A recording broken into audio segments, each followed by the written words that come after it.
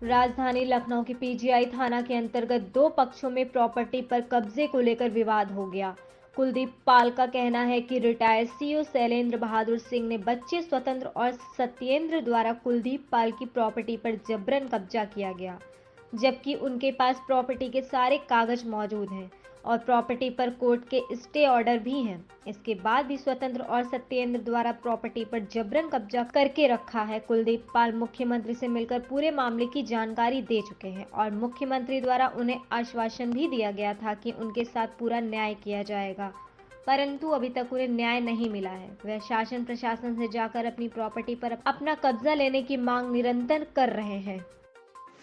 कुमारी दुर्गेश श्रीवास्तव जो अविवाहित थी, सरकारी कर्मचारी थी, रिटायर्ड महिला थी, उन्होंने कभी कोई शादी नहीं की, अकेले रहती थी। वो मुझे पुत्र समान मानती थी। उन्होंने अपनी कुछ संपत्ति की रजिस्ट्री मेरे फेवर में किया, जिसके सारे दस्तावेज मेरे पास उपलब्ध हैं, और कुछ संपत्ति अपनी समस्त चल अचल संपत्ति की रजिस्टर्ड वसीयत सरोजिनी नगर तहसील में रजिस्ट्रार के समक्ष निष्पादित किया। वहाँ एक किराए पे हमारे यहाँ काफ़ी समय पहले शैलेंद्र बहादुर चंद्र रहते थे। उनकी डेथ 2018 में हो गई। उसके बाद लगातार माता जी की एक नौकरानी थी अपरास्ता द्विवेदी। माता जी को अकेला समझकर मैं रेगुलर रह नहीं पाता था, आना जाना था, मेरे अपने लोग रहते थे, माता जी ने नौकरानी माता जी को इकलौता समझ के उस प्रॉपर्टी को हड़पना चाहती थी। हड़पने की नीयत से उसने माता जी के साथ मारपीट किया, हमारे लोगों के साथ मारपीट किया, जिसकी एफआईआर भी 2020 में थाना पीजीआई में रजिस्टर्ड हुई थी, जिसकी प्रतिलिपि मैं आपको उपलब्ध करा दूंगा। उसके बाद पुनः ये 2020 में अपरास्ता द्विवेदी ने शैलेंद्र बहादुर चंद के लड़कों को गोरखपुर से बुलाकर, जो यहाँ कभी नहीं रहते थे, जिनका कोई मतलब नहीं था, ये लोग आए, मारपीट किया, हम लोगों को जबरन बाहर किया, किसी तरह पुलिस को सूचना दी गई, मेरी जान बची। उसके बाद फिर एफआईआर लॉन्च हुई, फिर उसके बाद कार्रवाई नहीं हुई, लगातार इन लोगों का कार्यक्रम जारी रहा कि फिर उसके बाद आए, ये परसों रात में आए, फिर उसके बाद लगातार मतलब हमें डरवाते रहे, धमकाते रहे। फिर 8/8/2028 को माननीय जेसीपी पीयूष मोडिया साहब लैंड ऑर्डर है, उनसे हम मिले। उन्होंने हमारे समस्त ओरिजिनल दस्तावेज मंगाए, हमने उनको सभी दस्तावेज दिखाए। उन्होंने दस्तावेजों का अवलोकन कर तुरंत पीजीआई थाना इंस्पेक्टर को स्ट्रिक्टली फ़ोन किया और टाइट करके मौखिक भी बोला कि अगर इस तरह की वारदात यहाँ हो रही है। उसका पिता सीईओ था, जो लोग कब्जा करने आए हैं उसका पिता सीईओ था, बस वही पुलिसिया और गोरखपुर का नाम ले लेके बार बार कब्जा। तो पीयूष मोडिया साहब ने इसको गंभीरतापूर्वक संज्ञान में लिया और स्ट्रिक्टली तुरंत आदेश किया कि एफआईआर लिखी जाए मेरे दस्तावेजों को देखने के बाद। उसके बाद भी 67-68 की कार्यवाही के लिए अभियोजन से रिपोर्ट भी है, लेकिन आज तक पुलिस ने कोई कार्यवाही नहीं किया।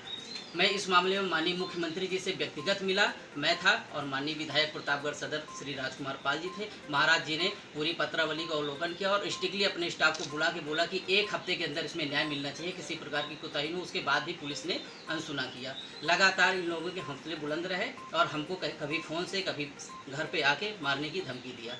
फिर ये परसों की डेट में हमारे घर आए, फिर मैं न्यायालय चला गया।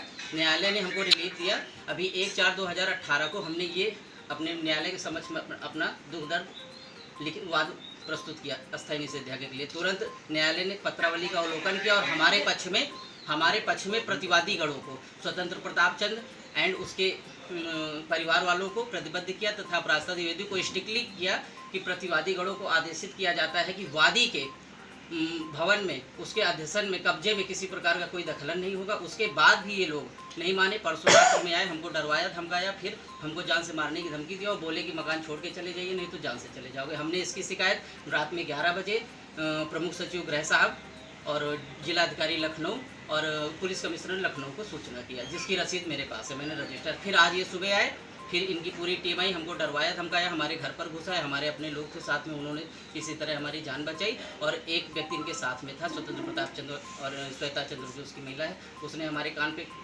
असलहा रखा, फिर हमको बाहर करने की कोशिश किया। किसी तरह हम अपने यार दोस्तों को बुलाए, वकील साहब आए, हमारे अपने जो अधिवक्ता थे वो आए, हमको जान बचा के किसी तरह बाहर की। अभी वो लोग अंदर कब्जा करने का पूरा प्रयास कर रहे हैं और हमारे 2 लोगों को भी अंदर किडनैप करके रखा। क्या कारण है? आप कह रहे हैं कि आप मुख्यमंत्री जी से भी मिले हैं और आपको कोर्ट में भी ऑर्डर मिला है, तो क्या कारण है कि आपका साथ अब ये तो मिल रहा है और वो इतनी ज्यादा, इतनी उनकी कहते हैं हिम्मत बढ़ गई है कि मैं कहता हूँ अगर कहीं से कुलदीप पाल गलत है तो कुलदीप पाल के खिलाफ कार्रवाई हो जाए, लेकिन अगर वो लोग गलत है तो उनके खिलाफ तुरंत एक्शन लेना चाहिए। और महाराज जी के तो कार्यकाल में अवैध कब्जे खाली कराए जा रहे हैं और ये लोग गोरखपुर से आके पुलिस प्रशासन की तरफ से आपको कोई मदद नहीं, बिल्कुल लापरवाही। आप हमारे दस्तावेज देख लीजिए, अगर कहीं से मैं 1% अगर गलत हूँ तो आप जो कहेंगे वो आज मैं अपना आवाज़ छोड़ दूंगा, और अगर ये लोग गलत हैं तो कहीं ना कहीं कार्रवाई। तो आप शासन प्रशासन से क्या मांग कर रहे हैं? मैं शासन प्रशासन से मांग करता हूँ कि मेरी किसी तरह जान माल की सुरक्षा हो, मेरे घर पर हो रहे अवैध कब्जे को रोका जा सके, तथा भूमाफियाओं अपराधियों को जो माननीय मुख्यमंत्री जी का भी नाम बदनाम करने का काम कर रहे हैं, उनका नाम लेके